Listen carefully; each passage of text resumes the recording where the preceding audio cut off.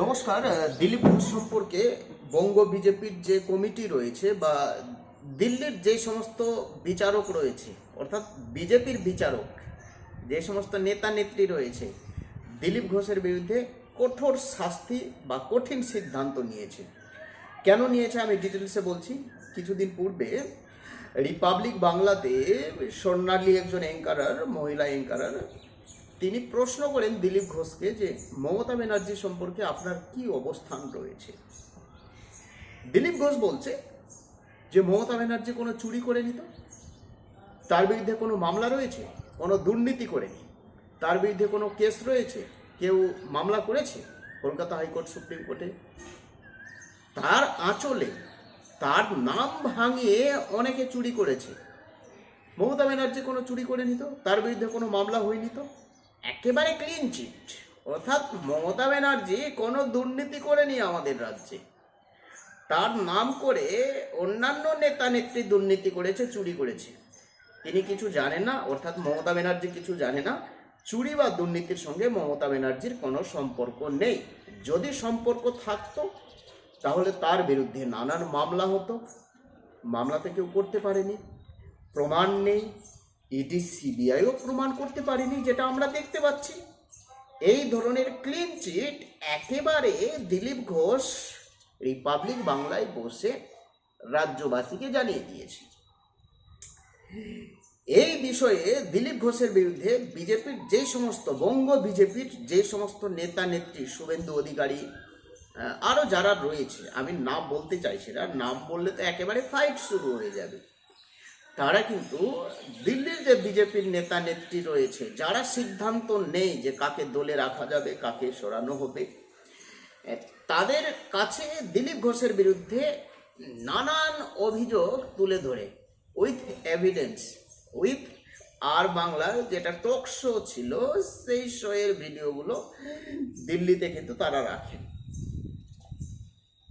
দিল্লির বিজেপির নেতা নেত্রীরা এবার সিদ্ধান্ত নিয়েছে যে দিলীপ ঘোষ রাজ্য কমিটির কেউ রয়েছে না, তিনি প্রাক্তন এমপি, ঠিক আছে, তাকে থাকতে দাও। আর আমাদের রাজ্যে অর্থাৎ পশ্চিমবঙ্গে কোনো দায়িত্বে তাকে রাখা যাবে না, তাকে বহিষ্কারও করা যাবে না। সাধারণ কর্মী হিসাবে আছে, থাকুক না, কি অসুবিধে, সে তো কোনো দায়িত্বে নেই এখন, সে তো আর রাজ্য সভাপতি নেই, তো তাকে সে তো এমনি বেরিয়ে গেছে, সে তো এমনি এখন সাধারণ অবস্থায় রয়েছে। যাই হোক, প্রাক্তন নেতা, প্রাক্তন রাজ্য সভাপতি, তাকে আর বের করে লাভ কি? মানে আর কোথায় বের করবে সে? তাকে তো কোনো দায়িত্ব দেওয়া হয়নি, বিজেপির পক্ষ থেকে কোনো দায়িত্ব দেওয়া হয়নি, বঙ্গ বিজেপির পক্ষ থেকে কোনো কমিটিতে তার তো নাম নেই, তো তাহলে তাকে কোত্থেকে বের করবে? কোন পোস্ট থেকে বা কোন পদ থেকে তাকে বের করা হবে, বহিষ্কার করা হবে?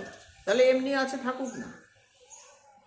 পরবর্তীকালে আরএসএস দিলীপ ঘোষকে বুঝিয়েছেন যে আপনি যেটা করেছেন দীঘাতে মমতা ব্যানার্জির সঙ্গে সাক্ষাৎ এগেরা বেগেরা, সেটা ঠিকঠাক করেননি। দিলীপ ঘোষকে বুঝিয়েছিলেন আরএসএস এর কোনো কথা দিলীপ ঘোষ শোনেনি। প্রত্যুত্তরে আরও জানিয়েছে দিলীপ ঘোষ যে 2019 সালের পূর্বে কোনো মিডিয়া বঙ্গ বিজেপি সম্পর্কে কোনো খবর সম্প্রচার করতো না।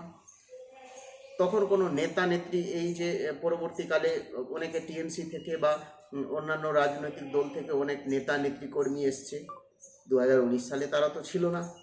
2019 সালের আগে তো ভালো বিজেপির ফলাফল হয়েছে, আর সত্যিই 2019 সালে আমরা দেখলাম যে বঙ্গ বিজেপি 18টি, 2 থেকে সরাসরি 18টি।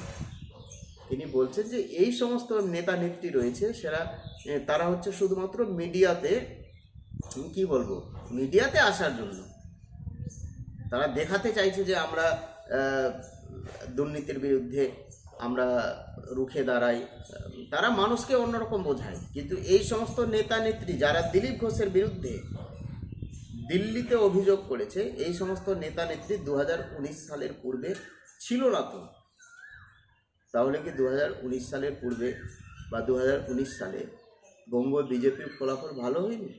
অবশ্যই ভালো হয়েছে। এই সমস্ত নেতা নেত্রী বঙ্গ বিজেপিতে আসার পর দেখুন বিজেপির আসন এবং ভোট সংখ্যা কিন্তু কমেই যাচ্ছে। এই ধরনের যুক্তি দেখিয়েছে দিলীপ ঘোষ। অর্থাৎ দিলীপ ঘোষের সঙ্গে বা আরএসএস সঙ্গে বঙ্গ বিজেপির সম্পর্ক হচ্ছে ঠিক ইন্ডিয়া পাকিস্তানের মতো। অর্থাৎ বঙ্গ বিজেপিতে এই মুহূর্তে গোতাগুতি, অর্থাৎ এর কথা ও তার কথা, কুৎসা, গোষ্ঠীকন্দল, ফাটল। এই জন্য তো আমাদের রাজ্যে আর বিজেপি ভালো ফলাফল করতে পারবে না। 100% বিজেপি ভালো ফলাফল করতে পারবে না, কারণ বিজেপির নেতা নেত্রী চাইছে যে এই রাজ্যে যাতে বিজেপি না আসুক। যাই হোক, কিছু বলার থাকলে আপনারা অবশ্যই কমেন্ট করে জানাবেন। প্রত্যেকে ভালো থাকবেন, সুস্থ থাকবেন। নতুন হয়ে থাকলে চ্যানেলটিকে সাবস্ক্রাইব করে দেবেন। জয় হিন্দ।